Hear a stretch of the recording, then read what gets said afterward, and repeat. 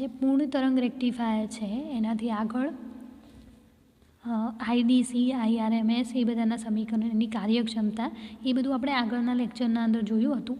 હવે એનાથી આગળ આપણે રિપલ અંક વ્યાખ્યાયિત કરવાનું છે, જેમ આપણે અર્ધતરંગ રેક્ટિફાયરના અંદર કર્યો હતો એવી રીતે.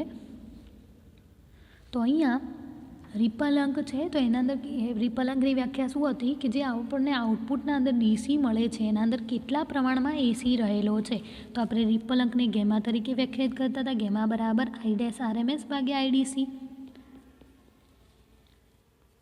બરાબર, અથવા તો એને I² RMS ભાગ્યા આઈડીસી -1 લખી શકીએ. I₄RMSની કિંમત મૂકો અને આઈડીસીની કિંમત મૂકો, બંનેના વર્ગ.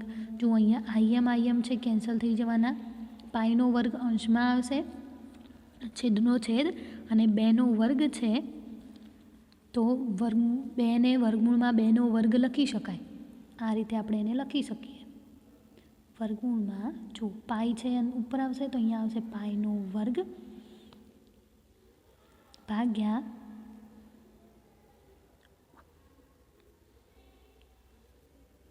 અહીંયા મળશે જો વર્ગમૂળમાં 2નો વર્ગ, આને લખી શકીએ તો વર્ગમૂળમાં 2 છે એ પાછું કેવું થઈ જવાનું 2, એટલે એ ઓલરેડી 2 કેન્સલ થઈ જવાના, વાંધો નહીં. ચલો, તો એ સમીકરણ આપણને જો IM કેન્સલ થશે, વર્ગમૂળમાં 2નો વર્ગ છે તો એ વર્ગમૂળ નીકળી જશે એટલે 2 ભાગ્યા 2 એટલે કેટલા થશે 4. તો આ સમીકરણ આપણને આ રીતે મળશે, વર્ગમૂળમાં પાઈનો વર્ગ ભાગ્યા 4 - 1. અહીંયા પાઈની કિંમત તમે 3.14 મૂકો અને સાદું રૂપ આપો તો આ રીતે મળશે. તો એનું વર્ગમૂળ કાઢી દો 0.48. એને 100 વડે ગુણી દો. રિપલ અંક પર્સન્ટેજના અંદર લેવાના હોય છે કે આપણે અહીંયા ગેમા બરાબર 48% આપણને મળે છે, બરાબર. તો આ રીતે આપણને ખબર પડે કે પૂર્ણ તરંગ રેક્ટિફાયરના અંદર એસી ઘટકોનું પ્રમાણ એ ખૂબ જ ઓછું હોય છે, બરાબર. તો આ થયો રિપલ અંક. હવે એના પછી આપણે ટ્રાન્સફોર્મર ઉપયોગિતા અંક જોઈશું. આ એક નવું ટર્મ છે તમારા માટે કે આ અંક રેક્ટિફાયર પરિપથમાં જે ટ્રાન્સફોર્મર વપરાય છે તે અંગેનો છે કે રેક્ટિફાયર જે પરિપથ છે એના અંદર કયા ટ્રાન્સફોર્મરનો ઉપયોગ કરવો જોઈએ. તો TUF એટલે ટ્રાન્સફોર્મર યુટિલાઇઝેશન ફેક્ટર, એને આપણે કઈ રીતે વ્યાખ્યાયિત કરી શકીએ. તો TUF બરાબર રેક્ટિફાયર વડે લોડને અપાતો ડીસી, કે કેટલો ડીસી આપણે આપીએ છીએ તો PDC, અને ભાગ્યા પાવર ટ્રાન્સફોર્મરના ગૌણ ગૂંચળાનું એસી રેટિંગ, તો એને આપણે કહીશું PAC અને એને કહીશું રેટેડ, બરાબર. હવે આપણને થઈ ગયો. તો હવે PDC અને PACની કિંમત શોધીશું આપણે. તો PDC બરાબર I²DC × RL. તો અહીંયા લખીશું PDC બરાબર I²DC, એટલે આઈડીસીની કિંમત મૂકો તો આપણને PDC મળશે. PAC રેટિંગ લખવાના છે તો અહીંયા આપણે I₄RMS × VRMS લખીશું. આ શું છે? VRMS × I₄RMS. VRMSને આપણે શું લખી શકીએ? VM/√2 અને I₄RMSને IM/2. તો એની કિંમત મૂકીશું આપણે. હવે તો આપણને 2 કિંમતો મળી ગઈ. એના સિવાય VM એટલે શું? IMનું સમીકરણ ખબર હતું આપણે. IM શું લખતા હતા? VM/RL + RF. તો અહીંયા આપણે VMની જરૂર છે તો આપણે અહીંયા લખીશું VM બરાબર IM × RL + RF, બરાબર. હવે TUF આપણે શોધવાનો છે તો TUF વાળું જે સમીકરણ છે એના અંદર આપણે PDC અને PACની કિંમતો મૂકી દઈએ, બરાબર. તો અહીંયા આપણે મૂકી છે, છેદનો છેદ અંશમાં લઈ ગયા છે, બરાબર. તો અહીંયા IM² ભાગ્યા π² × RL × √2 × 2 ભાગ્યા IM × RL + RF × IM. તો જો અહીંયા IM ને IM² એ કેન્સલ થઈ જશે, બરાબર. તો શું વધ્યું? 2 વર્ગમૂળમાં 2 ભાગ્યા π² × RL ભાગ્યા RL + RF. જો અહીંયા શું કીધું છે?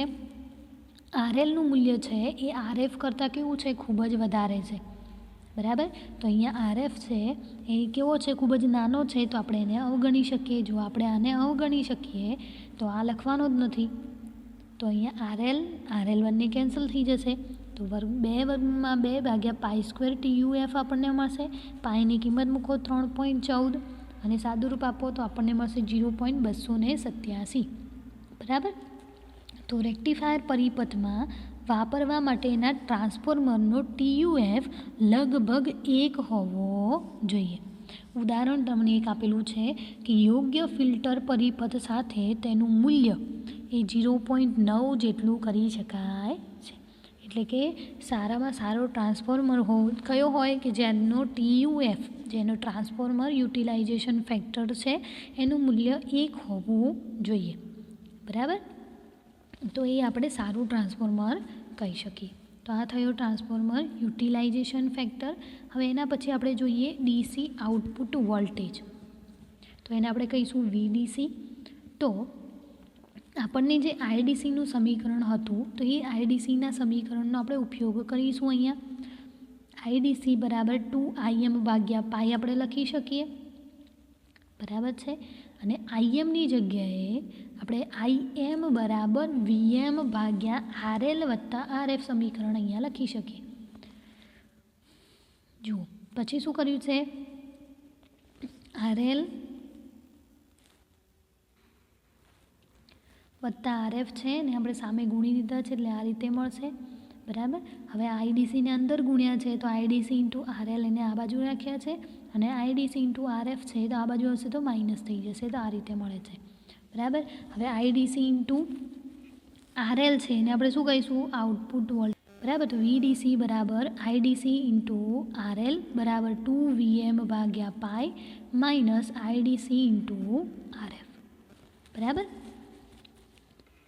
તો આપણને શાનું સમીકરણ મળે છે, આ VDCનું સમીકરણ મળે છે કે VDC બરાબર IDC × RL 2VM/π minus IDC × RF. બરાબર. હવે અહીંયા કીધું છે કે જો ટ્રાન્સફોર્મરના ગૌણ ગૂંચળાના અડધા ભાગનો DC અવરોધ RS હોય તો તેને ગણતરીમાં જોઈએ. તો ધારો કે આપણે અહીંયા ટ્રાન્સફોર્મરનો જે ગૌણ ગૂંચળું છે એના અડધા ભાગનો અવરોધ જે RS છે એને આપણે જો ધ્યાનમાં લઈએ તો આપણને જે અહીંયા ઉપર સમીકરણ મળતું હતું એ સમીકરણના અંદર એક વધારાનો અવરોધ આપણે જોડવો પડશે, અને આપણે અહીંયા લખ્યું છે RF અને અહીંયા RL. બરાબર.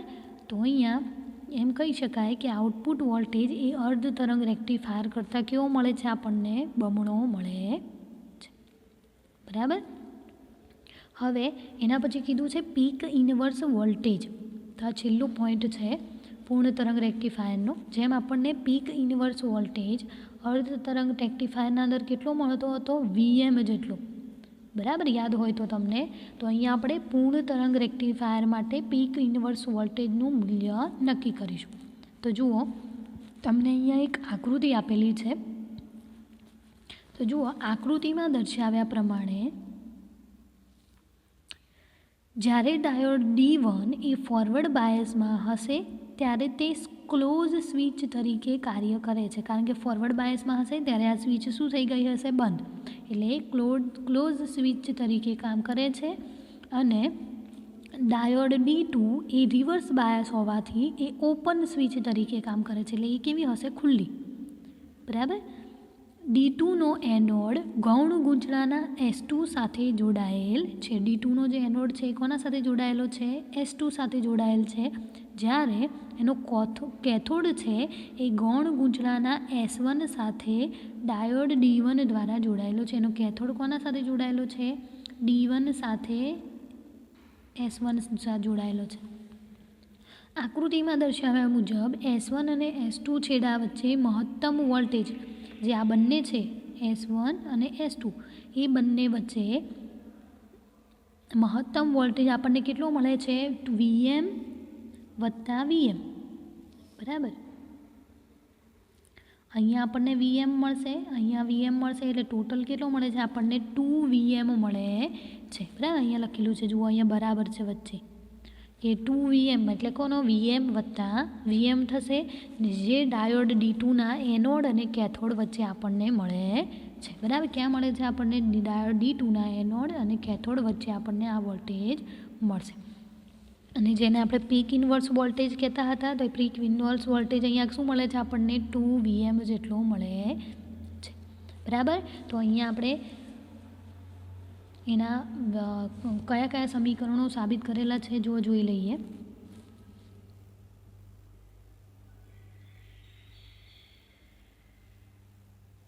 જુઓ, પહેલાં શરૂઆતમાં આપણે શું કર્યું, આઈડીસીનું સમીકરણ મેળવ્યું. એ આપણને શું મળ્યું, 2Im/π, જે અર્ધ તરંગ રેક્ટિફાયર કરતાં કેવું છે, બમણું છે. એના પછી આપણને RMSનું સમીકરણ મેળવ્યું અને એ કેટલું મળ્યું, Im/2 જેટલું. એના પછી આપણે રેક્ટિફાયરની કાર્યક્ષમતા નક્કી કરી.